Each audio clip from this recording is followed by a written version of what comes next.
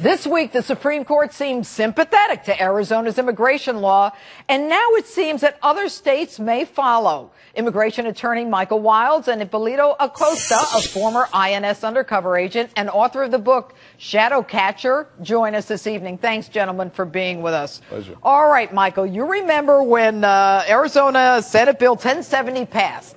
The Obama Justice Department comes in and says, we want to put a halt on this. This is unconstitutional.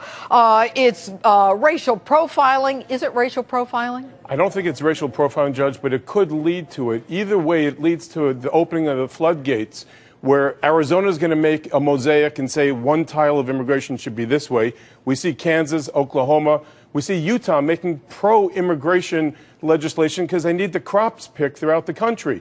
This conservative court is actually probably going to allow the Arizona law to go, Michael, but it's going to change everything, I am always Judge. in awe of how you spin this. You use the word floodgates. I think in this case, the floodgates are about people coming into the country. I'm waiting for the picture of the gentleman scaling a gate behind my left shoulder in Fox News every time I sit in this seat. You've been so gracious. But I'm very concerned that this is really a bad precedent if the court does this. Well, but see, the interesting thing is, Hipólito, that even the Justice Department, after a year of saying this is racial profiling and the president saying he could be going for a cone of ice cream and they'll come up to him and ask him for his papers. Now, Varelli, the Solicitor General, says, we admit it's not about racial profiling.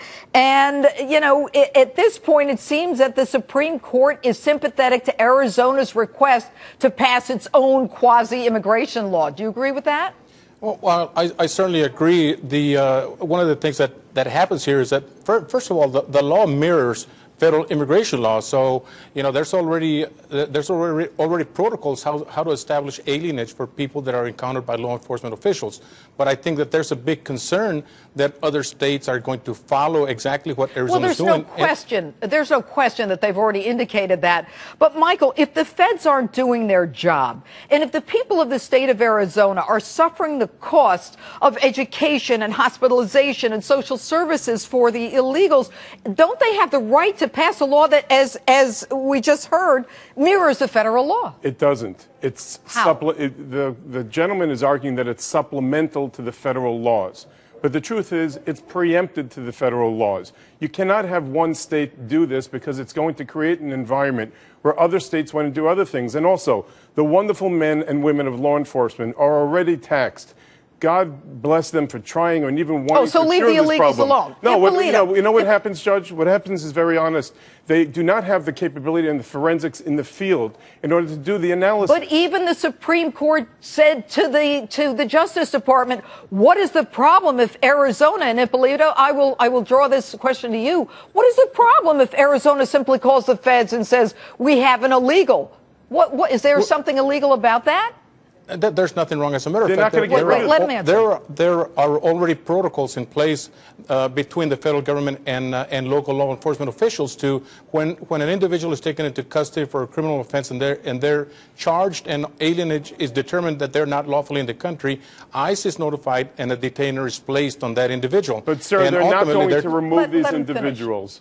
Well, they might not be going to remove these individuals, but there is a protocol where the individuals are taken into custody. Now, the problem that we have with Arizona is that if Arizona doesn't provide the training for the officers nor the facilities to detain anybody that they encounter illegal in the country, I can assure you that the federal agencies are not going to increase their personnel to be able to respond to the undocumented immigrants that Arizona takes into custody. They don't have enough planes, airplanes, and handcuffs to remove these individuals. But we have enough money to pay for them to live here, and we're that's both the problem. Frustrated but I'm going to move on. And I think the Supreme Court, when they make this decision, it's going to have a tremendous impact, and other states are going to follow. But in any event, stay with us, gentlemen.